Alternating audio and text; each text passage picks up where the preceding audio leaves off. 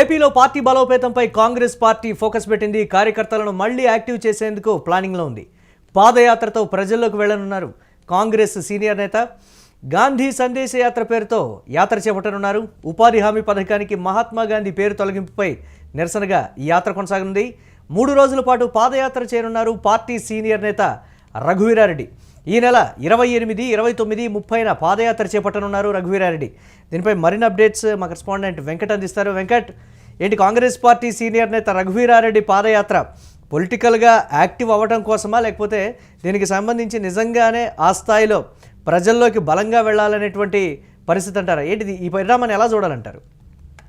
మురళి, గత 2014 నుంచి కూడా రాష్ట్రంలో కాంగ్రెస్ పార్టీ ఆంధ్రప్రదేశ్ లో పూర్తిగా బలహీన పడుతూ వస్తుంది. రాజకీయంగా కూడా వాళ్ళకి అనుకూలమైన పరిస్థితులు లేకపోవడం, అలాగే కాంగ్రెస్ పార్టీ నుంచి వైసీపీ ఏదైతే కేడర్ మొత్తాన్ని తన వైపుకు లాక్కోవడం, అలాగే అటు ఉన్నటువంటి నేతలను కూడా పూర్తి స్థాయిలో ఇటువైపుకు తిప్పుకోవడం కాంగ్రెస్ పార్టీ రాష్ట్రంలో పూర్తిగా బలహీన పడినటువంటి పరిస్థితి. పెద్దిరెడ్డి రామచంద్రారెడ్డి కానీ, లేదంటే ఇతర నాయకత్వం చెవిరెడ్డి భాస్కర్ రెడ్డి కానీ, పేరు నాని వంటి వాళ్ళు కానీ ఇలా కొంతమంది కీలక నాయకత్వం మొత్తాన్ని కూడా ఇటు వైసీపీ లాక్కోవడంతో కొంత కాంగ్రెస్ పార్టీ అనేది క్షేత్రస్థాయిలో ముందుకు వెళ్ళలేని పరిస్థితి. అటు కార్యకర్తలు కూడా తెలుగుదేశం పార్టీని పూర్తిగా వ్యతిరేకించే కార్యకర్తలు కూడా అటు కాంగ్రెస్ పార్టీ వైపు వెళ్లకుండా వైసీపీలోకి వెళ్లిపోవడం, ఇవన్నీ కూడా మనం చూస్తూ వచ్చాం. ఇక భవిష్యత్తులో కాంగ్రెస్ పార్టీ పరిస్థితి ఏంటి అనే దానికి సంబంధించి ఎన్నో అనుమానాలు ఉన్నాయి.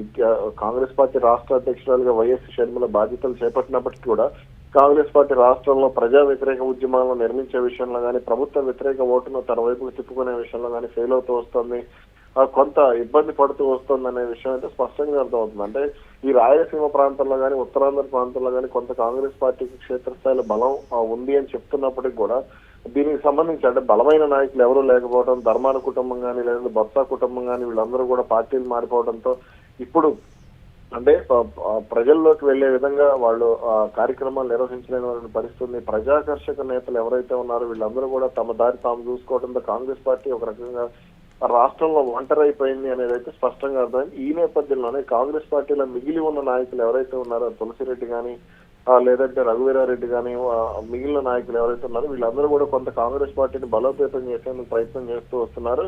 ఇక అటు రాహుల్ గాంధీ కూడా రాష్ట్రం మీద ఫోకస్ పెట్టారు. గతంలో దక్షిణాది రాష్ట్రాల్లో ఉండే పట్టును మళ్లీ పెంచుకునేందుకు రాహుల్ గాంధీ ప్రయత్నం చేస్తున్నారు.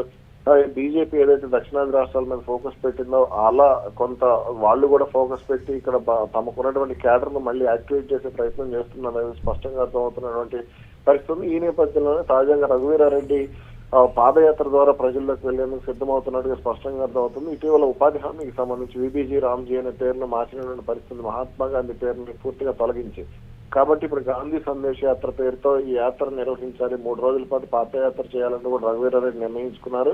ఈ నెల 28, 29, 30 తారీఖుల్లో ఈ పాదయాత్రను రఘువీరారెడ్డి చేపట్టనున్నారు. మరి దీనికి సంబంధించి వైఎస్ షర్మిల హాజరవుతారా, లేదంటే అటు కర్ణాటక నుంచి కాంగ్రెస్ నేతలు కానీ, ఇటు తెలంగాణలో ఉన్నటువంటి కాంగ్రెస్ నేతలు కానీ ఎవరన్నా హాజరై మద్దతు తెలుపుతారా, లేదా జాతీయ స్థాయిలో దీనికి ఏ విధంగా మద్దతు వస్తుందో ఆ పార్టీ నుంచి అనేది చూడాలి.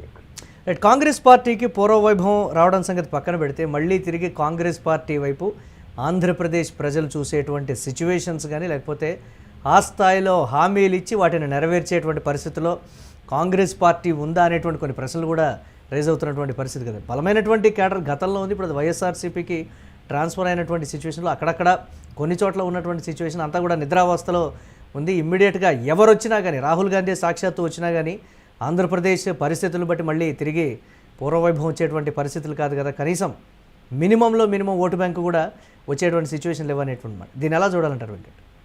అంటే కాంగ్రెస్ పార్టీ ఇక్కడ ఎప్పుడైతే కిరణ్ కుమార్ రెడ్డి కానీ, లేదంటే కొంతమంది నాయకులు బొత్స సత్యనారాయణ కానీ, ధర్మాన కుటుంబం కానీ ఇలా కొంతమంది నాయకత్వాన్ని ఎప్పుడైతే కోల్పోయిందో ఆ తర్వాత నుంచి కూడా కాంగ్రెస్ పార్టీ కనీసం మీడియా సమావేశాలకు కూడా దూరం అయింది అనేది అయితే స్పష్టంగా అర్థమైంది. 2014 నుంచి 2019 వరకు అధికారం కోసం వైసీపీ తీవ్రస్థాయిలో కష్టపడింది.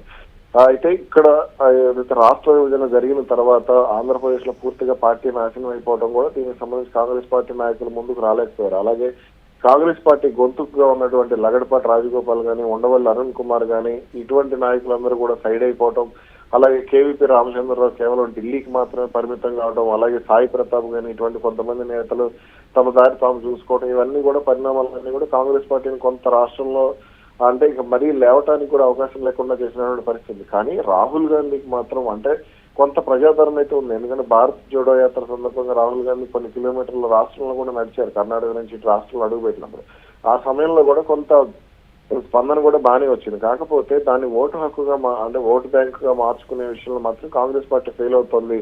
ఇటు కీలక నాయకత్వం కాంగ్రెస్ ని వాడుకున్నటువంటి నాయకులు కూడా ఇప్పుడు యాక్టివ్ గా లేకపోవడంతోనే ఈ పరిస్థితి వచ్చింది. పల్లం రాజు గాని, కిల్లి కృపారాణి గాని ఇలా కొంతమంది నాయకులు అప్పుడే ఏదైతే కేంద్ర మంత్రులుగా హడావుడి చేశారో పనబాక లక్ష్మి గాని, అలా మరి కొంతమంది గల్లా అరుణ్ కుమార్ గాని, వీళ్ళందరూ కూడా ఇప్పుడు లేకపోవడం, వాళ్ళందరూ కూడా కొంత వయసు అయిపోవడం, ఇవన్నీ కూడా కొన్ని పరిణామాలు కాంగ్రెస్ పార్టీని మరింత ఇబ్బంది పెట్టాయని చెప్పుకోవచ్చు. అయితే ఓటు బ్యాంకుని ఎంతవరకు వైసీపీ నుంచి లాక్కుంటారనేది కూడా చెప్పలేని పరిస్థితి ఉంది. ఎందుకంటే వైసీపీ ఓటు బ్యాంకు టీడీపీకి వేయలేని వాళ్ళు కూడా కొంతమంది జనసేన పార్టీకి వేసినటువంటి పరిస్థితి ఉంది. ఇప్పుడు మరో ప్రత్యామ్నాయ పార్టీ కూడా జనసేన పార్టీ కూడా రావడం, ఇటువంటి పరిణామాల నేపథ్యంలో వైసీపీకి సంబంధించి కూడా కొంత జగన్ రూపంలో బలమైన నాయకత్వం ఉండటం, ఇటు టీడీపీకి కూడా బలమైన నాయకత్వం ఉండటంతోనే కొంత కాంగ్రెస్ పార్టీ ఎంతవరకు అంటే 4 పార్టీల 4 ముక్కలాటగా మారినటువంటి పరిస్థితి రాష్ట్ర రాజకీయం. కాబట్టి ఇటువంటి పరిస్థితుల్లో కొంత కాంగ్రెస్ పార్టీ ఎంత ప్రయత్నించినప్పటికీ కూడా ఏదో ఒక పార్టీతో పొత్తు పెట్టుకుని ముందుకు వెళ్ళడం మినహా ఆ పార్టీ అయితే సొంతగా పోటీ చేసే